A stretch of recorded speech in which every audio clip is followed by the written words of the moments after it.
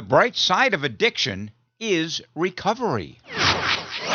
And recovery is an American way of life. If you're in recovery or know or love someone who is, or you simply want to know more about the recovery process, or maybe you're a bit concerned about someone you know or love who harmfully uses alcohol or any other drug, this is the podcast for you.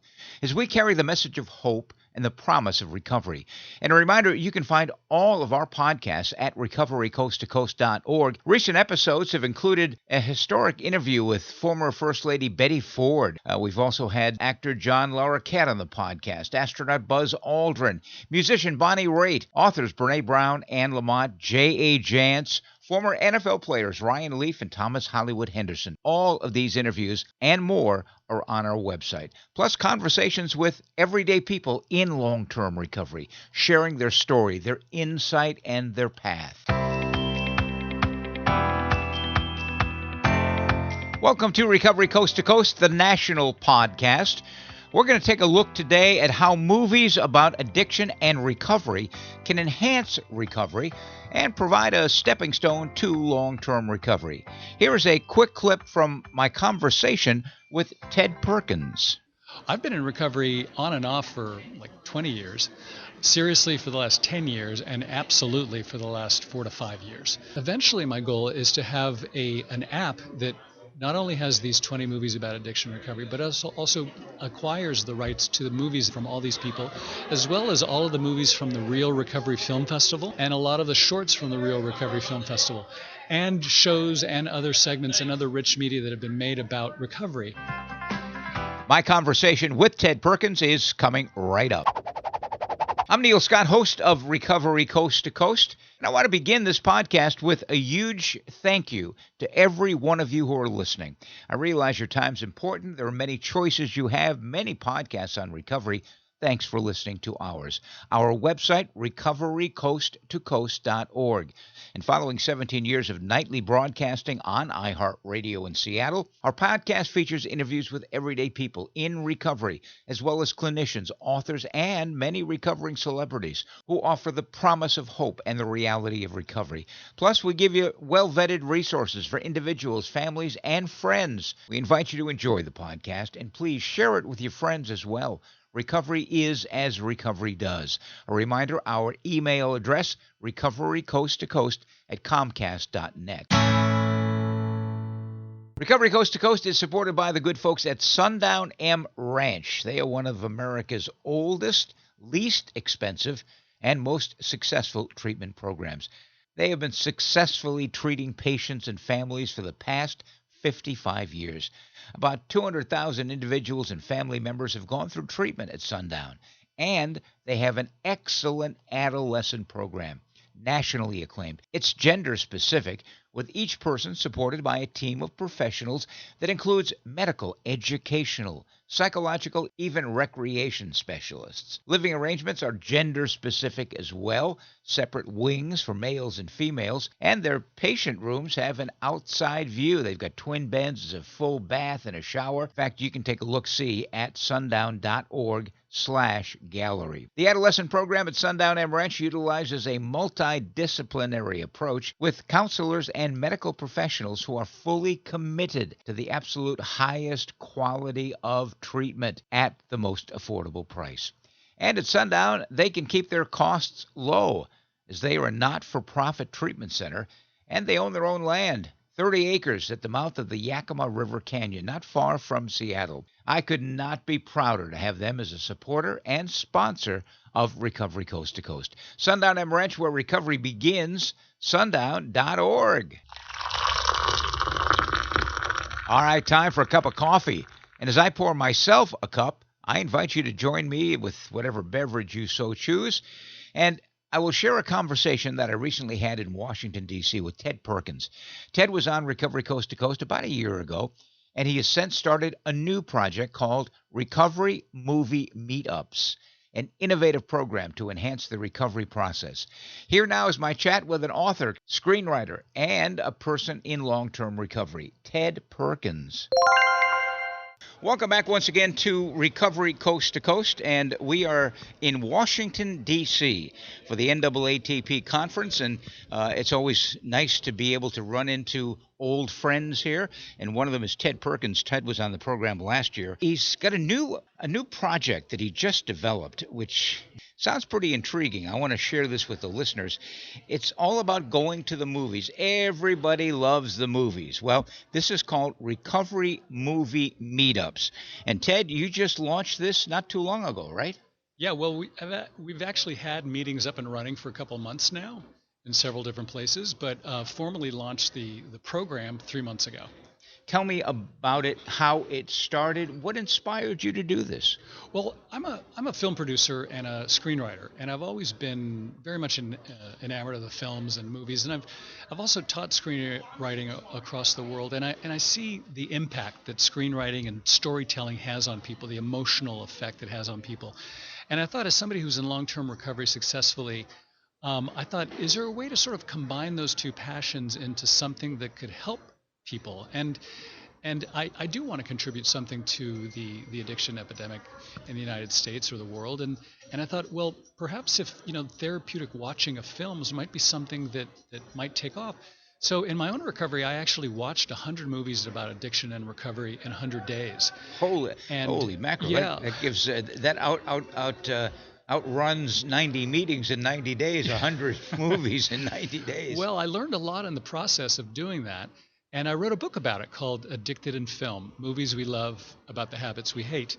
And in the book, I sort of discuss how some really great films about addiction and recovery, older films, important films, have something very interesting to say about the nature of addiction and also about the way that problem is solved through different recovery methods and the effect of family and friends. And so there's so many different aspects of the recovery story that are covered in films really emotionally that could resonate with people. And I thought, well, if people could talk about these movies in a structured therapeutic environment where there's a facilitator or a clinician to make them understand how these movies apply to them and allow people to see reflections of their own experience in the experience of people on film. Addiction exists as a very subjective experience of the mind. It's very personal, and it's governed by biases and your past trauma and things that have happened to you. But when you see an objective experience of somebody's addiction playing out on film, or more importantly, successful recovery playing out on film, that becomes a very emotionally rich touch point that would actually lead to better decision making. So the premise is to help people make better decisions. In the 100 movies you saw, you got a favorite? I do. Listen, I'm a big fan of older movies, and I love Lost Weekend. Oh boy, that's a tough one. They almost didn't make that movie. Everybody said you'll never make this movie. Billy Wilder was told he'd never make the movie. Ray Milland, his agents, his manager, this is all in the book as well. They all told him, if you make this movie, this will kill your career. We'll fire you. We won't represent you anymore. Wow. And he took a flyer on it, and he started the movie, and eventually, the movie ended up being one of the most important films ever made about that, possibly also the first to really go mainstream. And the movie went on to win, Best Picture, and he won Best Actor. So, it has, and the effect of that movie is felt still, it reverberates still throughout history. Movies, perhaps like Lost Weekend, can certainly be triggers for people. Mm-hmm. That's why you need a facilitator, I assume. Exactly. That's one of the possible concerns that came up early on. Mm-hmm. I mean, I certainly don't want to be in a position to be advocating people watching movies and then get triggered and going out and doing something about those things. But here's the thing. Life is a trigger for everybody. Going out, when I drive around my neighborhood and I see the 7-Eleven where I used to buy 6 packs of beer every morning, that's a trigger for me. Everywhere there is, you don't need an additional excuse to be triggered. The idea of being in a therapeutic setting with a facilitator and being in the context of I'm here to recover, and being told you're watching this movie because this movie will help you recover, and we want you to see what you can identify with in this film, that largely mitigates or destroys any sort of negative potential triggering mechanism. And in fact, I argue, and this has been supported by our clinical advisors, who includes John Kelly, Carla DiClemente, Tom Horvath, Joe Gerstein, some of the big people in the addiction space and recovery field, have endorsed the fact that this sort of therapeutic triggering is actually quite beneficial because it's treatable, it's addressable in that moment of that meeting with other people. Because what you don't want is, the trigger that happens when you're driving by the liquor store or your drug dealer. That's not something that you can intervene. You can't stop that. That person's going to have to deal with that trigger on their own. But if you repeatedly exercise the muscle of sobriety and restraint in a controlled setting like a recovery movie meetup, it actually strengthens your resolve to withstand those triggers in the objective real world. You are a screenwriter, you are an author, and you are a person in long-term recovery. How long have you been in recovery? I've been in recovery on and off for like 20 years, seriously for the last 10 years, and absolutely for the last 4 to 5 years. I'm actually a working screenwriter. Yeah. What is the project that you had picked up? Oh, it's called American Dream. It's about a whistleblower in Mexico from a wealthy family who implicates the president of Mexico, and then everybody wants to kill him. And so he has to take a witness protection program deal to go live in bumfuck Arizona in the middle of MAGA country, where he's completely at odds with the locals who see him as just another immigrant from Mexico. Oh my goodness! But he starts blowing circles all around them because he's very clever and his family's very clever. He wouldn't happen to be in recovery, would he? Well, that's maybe something I might add in season 2. I don't know. There you go. As far as Recovery Movie Meetups is concerned, is this something that is done in a treatment center? I mean, what are the logistics of people finding out where to get into a group to watch movies and hopefully enhance their recovery? Yeah, well, that's a great question. I'm glad you asked it because I wanted to make it multidimensional and multifaceted and multi-platform. So the ideal location for a residential treatment facility is that the ideal place because there's a common area with a TV and people can get together and they're going to be there anyway. They're looking for things to do on the weekend that are productive and entertaining. And so, if something comes up in that movie, exactly, they have the resources to deal with it. And so instead of just making free time watching sports on television, you turn it into like, we're going to watch a movie and this is part of your treatment. And then handing out the workbook and having people fill out the workbook on their own time is very beneficial, and that's part of the program. And also in an IOP setting, you don't necessarily have that much time in IOP. So in the time that you do have, you can watch sections of a movie or half a movie or just a scene out of a movie and then have the workbook to address those scenes and talk about certain aspects of that film. And then also I invite people to register and start their own meetings. There's an hour and a half of training is provided, and if you're a clinician, you actually get a CE credit as continuing education credit for doing the training, which is a plus. And then once you're trained and you don't get certified, but once you're trained and registered, then I invite people to start their own movie meetups online or in person. You just buy copies of the workbook, you buy the movies and screen the movies and help people. Who does the training, Ted? I've done the training, and it's all online. So it's me, Tom Horvath, who's the founder of Smart Recovery, the co-founder, and Elder Rosa Coughlin and Mike Hooper from Continuum Care. And we've put together a dynamic training package that covers everything from the foundational basis of the therapeutic basis of the program, best practices, and addressing also the things that you raised, which is like won't movies trigger you? This is our response. What about the movies? You've seen 100 movies, and traditionally in the history of treatment programs, films have been a part of the recovery process. When I came into the field back in 1976, the big movie star, quote unquote, was Father Martin, who had Chalk Talk, and every treatment center showed Chalk Talk. Yes. Then there was Joe Persh, Dr. Joe Persh's films. Thomas Hollywood Henderson had films. What about those kinds of films? Are those included in what you're talking about?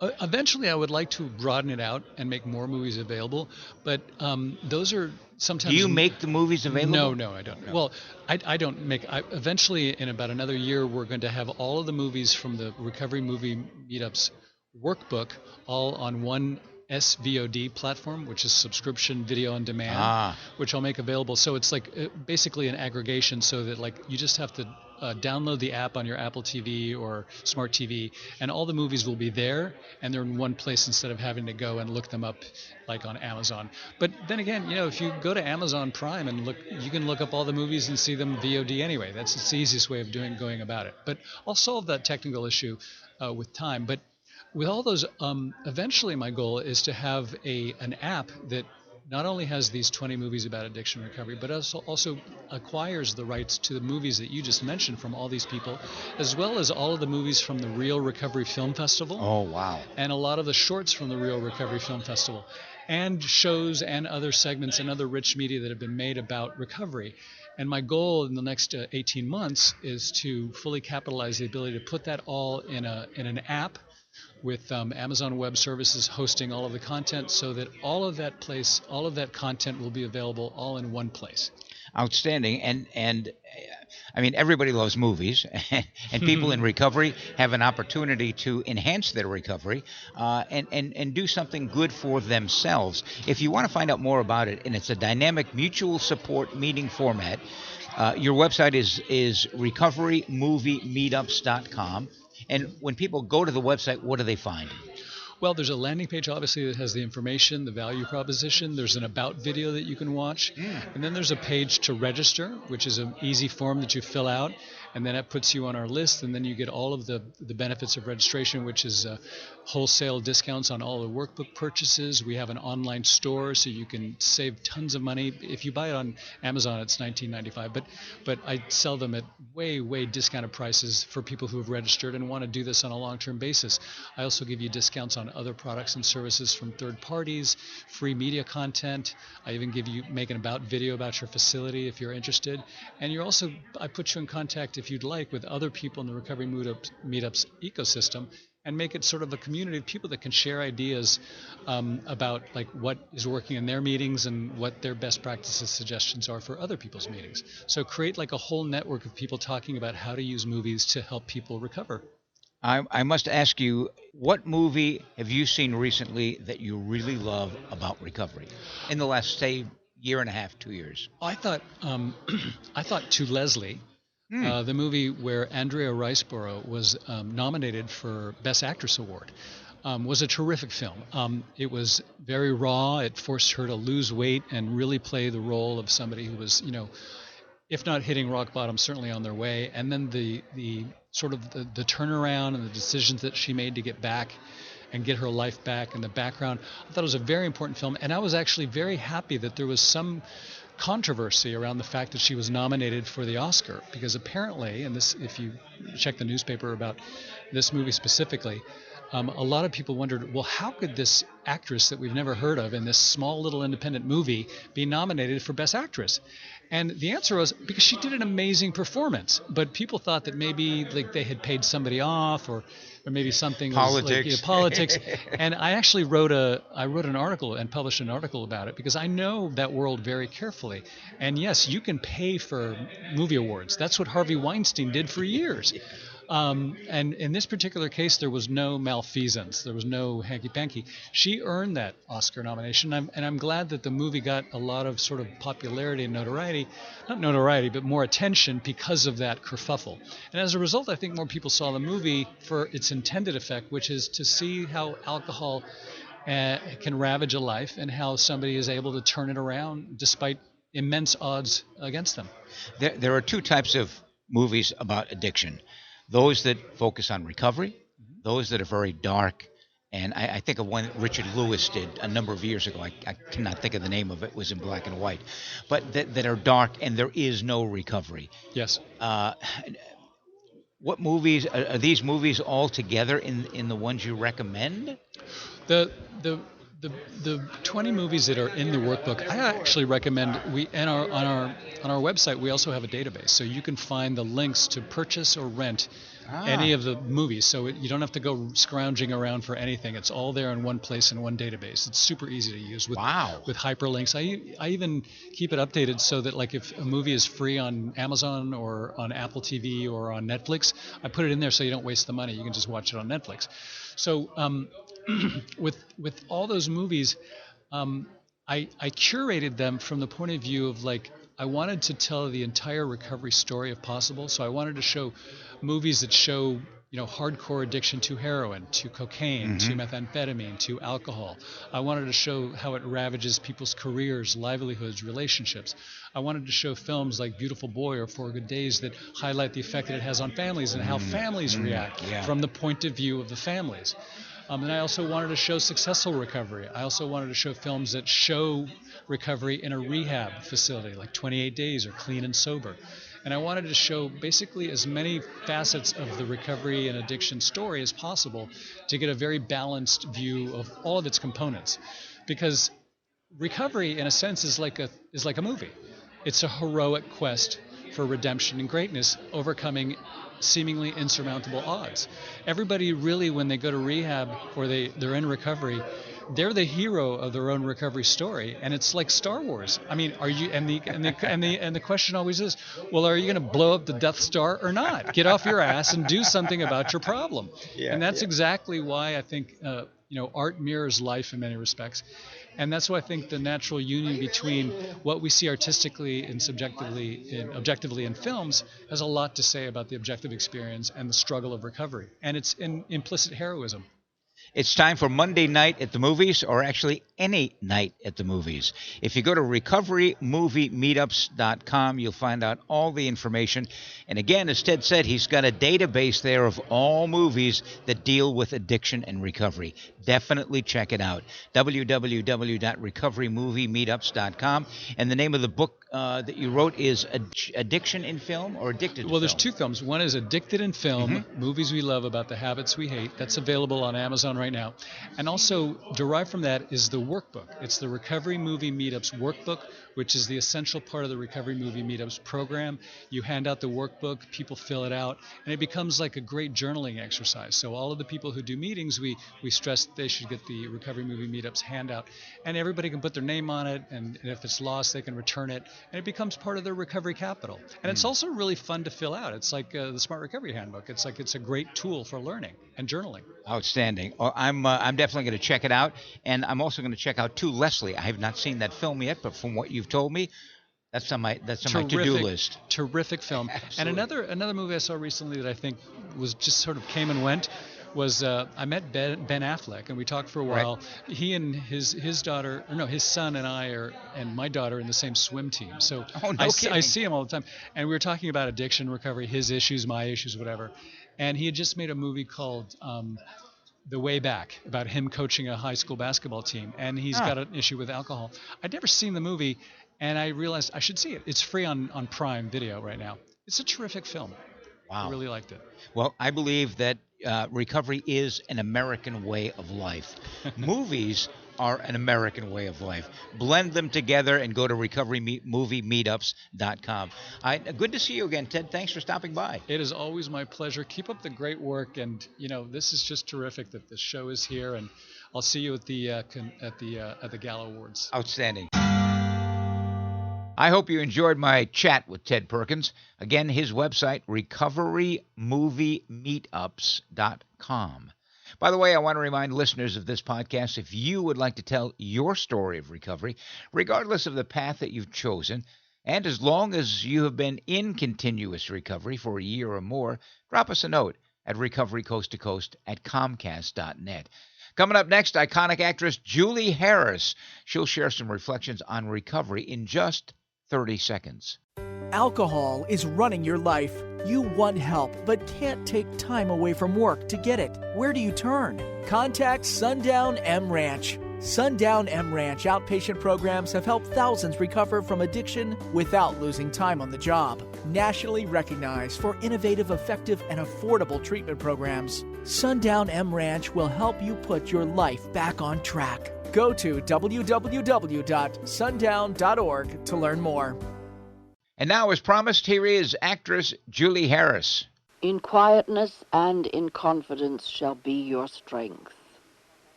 Isaiah, chapter 30, verse 15. Why do we meditate? It's a way to communicate with God, to establish and strengthen conscious contact with Him. Looking at it another way, meditation allows us to understand and map out our spiritual objectives before we try to move toward them. Some people think that special skills are required before one can meditate, but that isn't the case at all. When we remember the purpose of meditation, it becomes clear how simple it can be.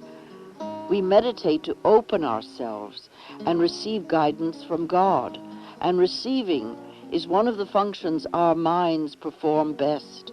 So we don't need to be at any particular spiritual level before we can meditate, nor do we need special knowledge or training. The point is, anyone can meditate. It's a personal adventure, something each of us approaches in his or her own way. Meditation certainly shouldn't be viewed as a chore. It should be approached instead with enthusiasm and an openness to being inspired. Soon after we begin to practice meditation regularly, we find that it is not at all abstract, but to the contrary, immensely practical. For it is from meditation that we gain knowledge of God's will for us. When we convert that knowledge into action, the rewards of meditation become abundantly evident and concrete. Thought for today: through meditation, we open ourselves to God's inspiration and guidance.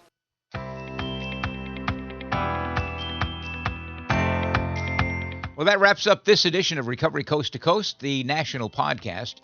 If you've enjoyed our podcast, please share it with your friends. Share it with others via social media or simply by telling someone about it. You can find all of our podcasts at recoverycoasttocoast.org. And if you'd like to get in touch, our email, recoverycoasttocoast@comcast.net. And please hit the subscribe or follow button. It's free, and you'll be notified the next time we publish a podcast. Remember, if you know someone who's experiencing problems with alcohol or any other drug, here's a 24-hour national helpline. It offers free information and confidential treatment referrals. Spanish-speaking individuals are available as well. 1-800-622-HELP. And we encourage you to check out findsupport.gov. That's one word, findsupport.gov. It's a fairly new website designed for individuals, families, and friends, including how to pay for treatment, including low-cost and free treatment options. You find a lot of information at findsupport.gov. And please join us next time for America's Voice for Recovery, Recovery Coast to Coast, the national podcast. And another quick shout out to our sponsoring organization, Sundown M Ranch, where recovery begins, sundown.org. I'm Neil Scott, reminding you to stay healthy, live in gratitude, and be kind to others. Remember, the bright side of addiction is recovery. Pass it on.